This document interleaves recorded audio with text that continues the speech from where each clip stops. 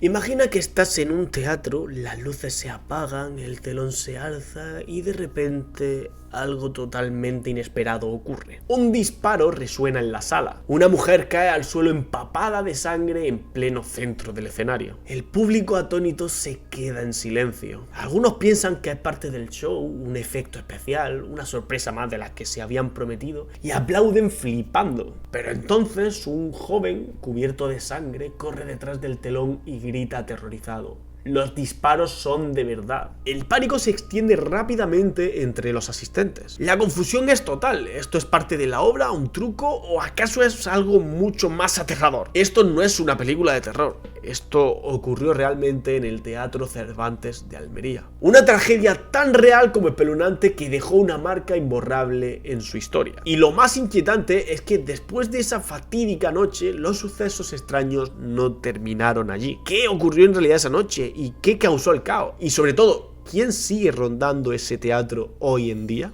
Para entenderlo tenemos que retroceder mucho más en el tiempo. Lo que sucedió en ese escenario tiene una historia aún más escalofriante detrás. Y ahora que te tengo enganchado al vídeo, déjame decirte que te puedes hacer miembro del canal. Es un autopromo, no pasa nada. Hay muchas opciones de hacerte miembro del canal, pero solo con la de prisionero, que son, creo que son 2 euritos al mes, nada más. Con 99. Por solo 2 euritos Con 99. me apoyaréis y además también podréis ver los vídeos antes que nadie. Es decir, yo subo primero los vídeos a miembros del canal, podrás ver el contenido 5 o 6 días antes que nadie. Y lo más importante, entre todos me ayudaréis a comprarme una mansión. Y después de esta promo tan gratuita, vamos con el vídeo. El Teatro Cervantes fue inaugurado en 1921, pero su construcción comenzó en 1898, justo en el año del desastre. Su diseño fue una obra del arquitecto Enrique López Junch, y desde su apertura ha sido testigo de miles de historias. Pero esta en particular marcó su historia de una manera indiscutible. Todo comenzó en 1922 cuando la compañía teatral Tudela Monteagudo llegó a Almería con una obra que causaba revuelo en toda España: Santa Isabel de Ceres. La trama, que giraba en torno a un pintor que intentaba rescatar a una mujer de la prostitución, provocó grandes polémicas por su contenido tan explícito. La obra fue considerada inmoral por la sociedad conservadora de la época, y como suele ocurrir, el escándalo solo aumentó el interés. Pero lo que nadie esperaba era lo que sucedería en su estreno la noche del 21 de enero. En el elenco de actores estaba Concepción Robles Pérez, conocida como Conchita Robles, una talentosa y hermosa actriz local. Aunque el público estaba emocionado por su actuación, había un oscuro secreto detrás de ella. Su esposo, Carlos Verdugo, comandante de la caballería granadina, había llegado a la ciudad con una única intención: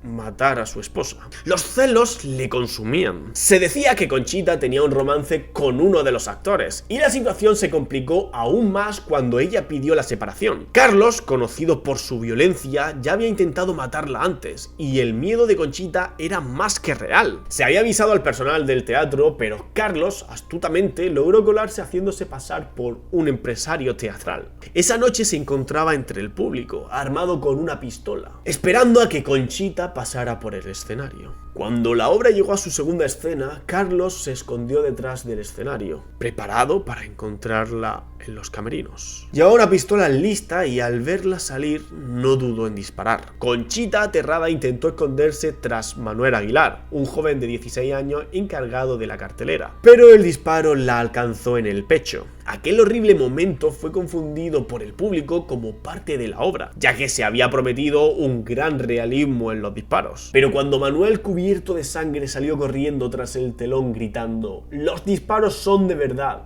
el pánico se apoderó de todos. Un médico y el director de El Faro, Sixto Espinosa, intentaron reanimarla, pero ya era tarde. Conchita agonizó en el escenario mientras su marido intentaba suicidarse, aunque solo logró herirse el ojo derecho. Fue arrestado y condenado a 2 cadenas perpetuas. Años después escribió sobre su obsesión por matar a su esposa. El joven Manuel Aguilar no sobrevivió. Se desangró y murió horas después en el hospital, abrazado a una cruz. Su funeral fue multitudinario, con más de 15.000 personas presentes, todas asombradas por la tragedia. Pero lo más inquietante de todo esto no fue solo la muerte de Conchita y Manuel, sino lo que ocurrió después en el Teatro Cervantes. Más tarde, el investigador Alberto Cerezuela relató uno de los sucesos más escalofriantes. Un operador de cine llamado Jesús estaba afeitándose en un baño cercano al lugar donde Conchita había muerto, cuando vio en el espejo la figura de una mujer con un pañuelo en la cabeza. Al principio pensó que era un reflejo,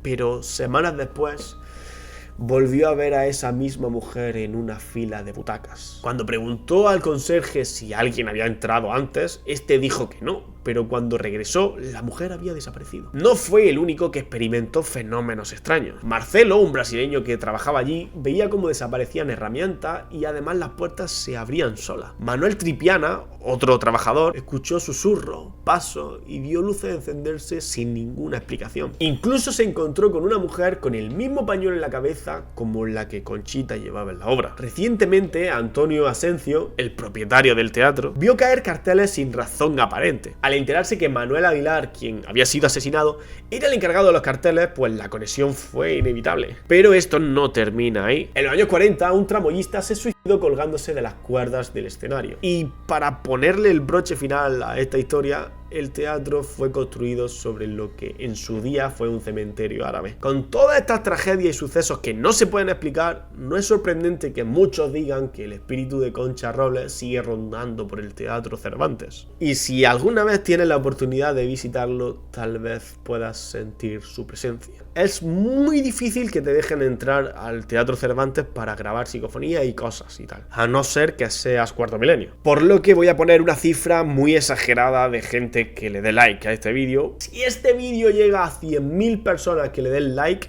de aquí a lo largo de la historia, me comprometo a ir al Teatro Cervantes y grabar psicofonías con mi colega Raúl, que ya lo conoceréis del vídeo que grabé anteriormente con él, de la familia FBA. Os dejaré por aquí el vídeo en la descripción donde estuve grabando psicofonías con él y me quedé flipando. Y pues nada, pues este ha sido el vídeo por hoy. Espero que os haya gustado, que me dejéis vuestro like, que os suscribáis por supuesto. Y nada más que deciros que os quiero mucho. ¡Yeah!